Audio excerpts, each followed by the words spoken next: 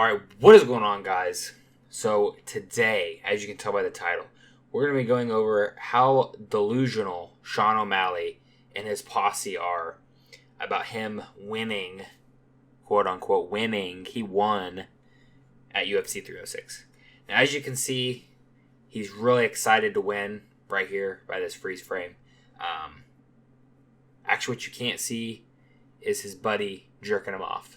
But we're going to break down this video. I'm not going to go over the whole video, just a little bit of it. Talk about my opinion and maybe some other people in the MMA community's opinion. So we're going to start this off with like 12 seconds. I'm going to play it for a bit and then I'll pause it when I need to interject and give my thoughts. Hey, oh, no, I beat this motherfucker, bro. So pretty much what he was saying right there is he hates, I started a little late. He hates Merab because he lost and he knows he can beat him. God, the first take, I have no idea what it's going to be. Me too. I think it's Now, what I want people to pay attention to are how his friends and coach Tim Welch are reacting, okay? This is what I'm wanting you guys to pay attention to. scramble. That's what's important right now. That was sick. People are saying like they could have. Look at I him. mean, God, unless the ground and pound is that fucking bad, it could be. So at that point in the video, Sean was 2 minutes and 30 seconds into the fight. And at that point, up until that point, he was doing well in the fight. Alright, we will continue. So the first 3 minutes of that round, All him. 3 minutes, All over Sean. half of that round. Yeah, landing all the shots, damaging. So these two guys in the back here, talking about how like the first 2.5, 3 minutes, he was landing the better of the shots, which is mostly true. Rob did land some good shots of his own, but O'Malley was getting slightly ahead. Shots too. There. Bro, this first round, there's a minute and a half left. It didn't start. I won this. So when the striking is essentially pretty close to even, let's just say, because this is how I scored it live, I slightly gave O'Malley the edge in round number 1. Then Merab got that takedown and control time for the rest of that round with like a minute and a half, 2 minutes-ish of time. That gives him the round. You are slightly, barely ahead on the striking, and then you get taken down and controlled. That gives Merab the round. Easy. There's no argument about that. I know, some people for some reason want to make hour-long videos saying, oh, he definitely won. Well, you're just wrong. We continue. Shit. But it still hasn't really hit me with anything, right? Like, That's where you could pass. That was is that why they gave him the round? Dude, this wasn't tight at all. I literally won that round. That wasn't even that controversial. See, you see when you go back and you look at stuff and you like look everything under like a microscope. Of course, you're gonna skew it the way you want to see it. But guess what? That's not what the judges are doing. That's why sometimes we get robberies. Like borderline the robbery you got over Piotr Jan. You go back and rewatch that fight. It's don't really know how he won, but make sure as this is playing. And let me rewind that. That controversial. Listen to this. You want to go in there and say you're down by 4 because I'm like, I didn't think he is. I'm gonna play audio real quick of Tim Welch in the corner not saying what he should going into the 5th round for O'Malley. So I'm gonna let that play real quick. So much grappling and not even a little tired.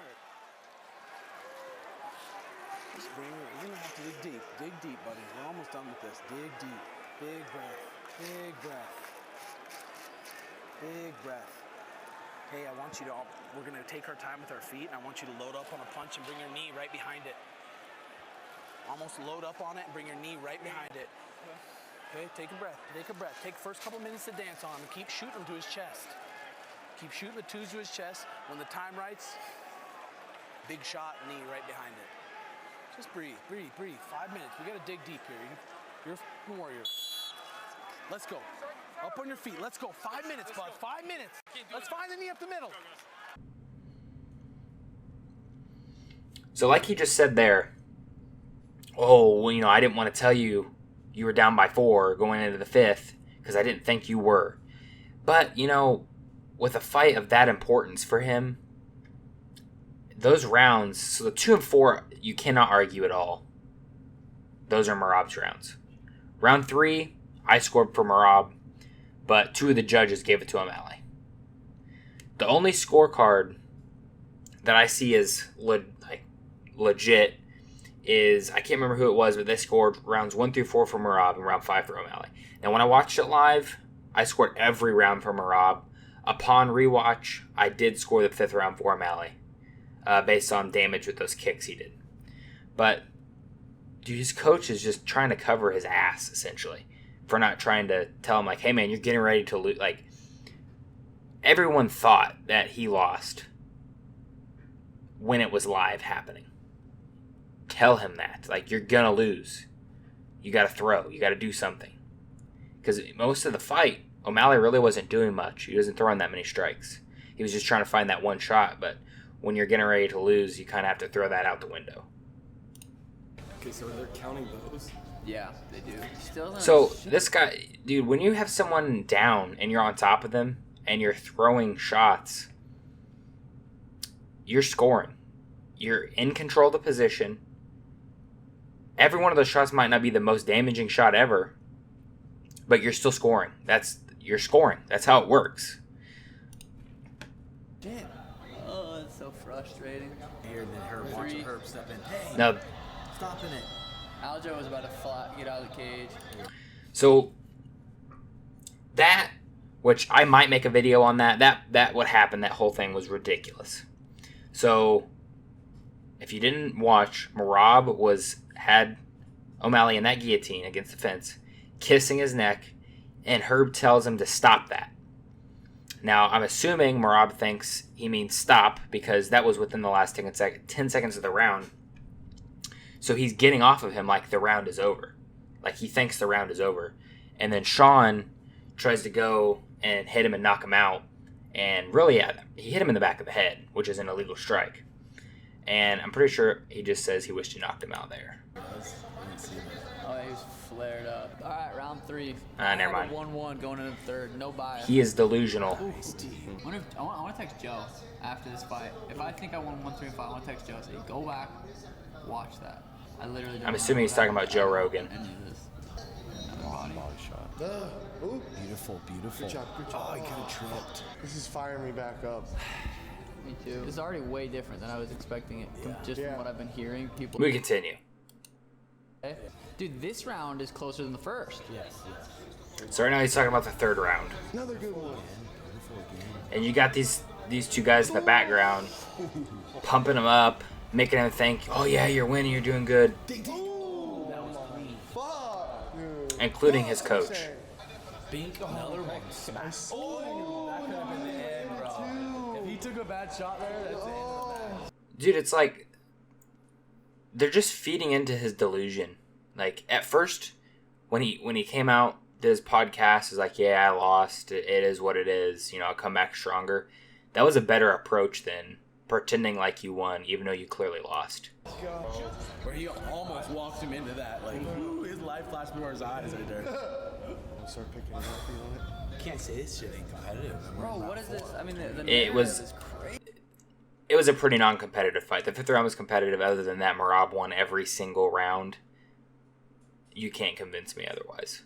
I've rewatched the fight twice. I might ask you, UFC, will you please put this on YouTube? That one hurt him. That one hurt him. That one fucking hurt him. Round 4. Back it up. No. I know that one hurt. I felt it. Ah, A little lazy. lazy. I didn't realize he was bleeding so bad here. He's This talking motherfucker's about holding for dear life Merab. too, you know, like he knows. Those numbers are crazy.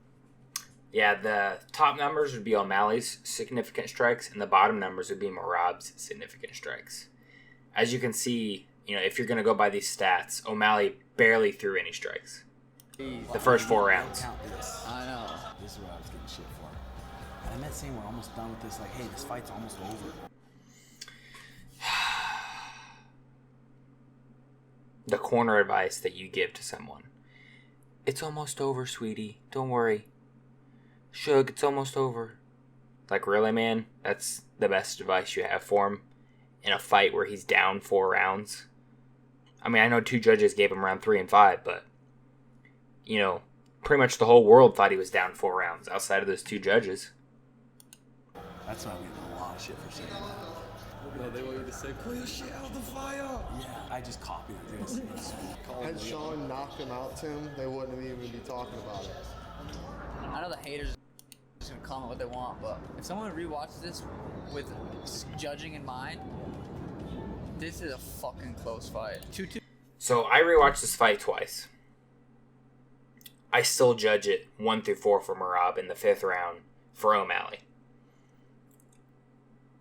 Every 2 and 4 you can't argue about.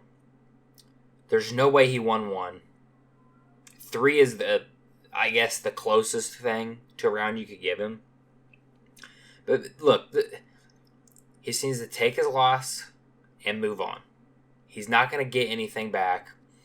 I know he's like, later in the video, he's like, oh, I'm the champ now. I'm going to defend my belt in July versus Umar. Dude, just move on. Go fight Henry Cejudo. Or, that's actually what we're going to do next. Let's take a look at these rankings. I got them pulled up here.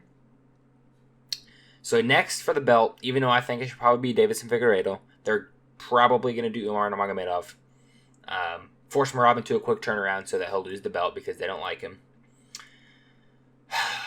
Let's look at the most winnable fight for Sean O'Malley in the top 10. Rob Font has a fight coming up. Definitely a dangerous fight for Song Yadong. There's no reason to have Marlon Vera 3. Figueiredo needs like 1 more win. He's in a title shot, but him and Jan are supposed to be fighting. So really, you only have Piotr Jan. They could do the rematch. Jose Aldo's booked. And Henry Cejudo. They kind of already have some beef built up. Him and Henry Cejudo. And I think between Henry Cejudo and Piotr Jan, if I had to ask you, who do you think has a better chance of winning? Or which one would he have a better chance of winning against? Everybody would say Henry Cejudo. He's getting older. He's slower. He's even contemplating going back down to flyweight. So definitely Henry Cejudo would be the easiest opponent with the most name value. 2-time, he's Triple C, 2-division champion, Olympic gold medalist. Now, I would be worried that even though Merab quite handily took care of Henry Cejudo, I would be worried that O'Malley would be out-grappled. I would still probably pick O'Malley to win that fight just because Cejudo's striking, well, I guess Merab's striking is not very good either. But I would still pick O'Malley to win that fight, nevertheless. But these guys here in the background and his coach, they need to quit feeding into his delusion that he won this fight. It's gonna go down a path, and he's just gonna, let's say he drops the fight to Henry. Oh, if he drops the fight to Henry Cejudo, it's over. He'll never ever sniff a title shot ever again. But let me know in the comment section down below what you guys think. If you're not subscribed, make sure to subscribe, and I'll see you guys in the next video.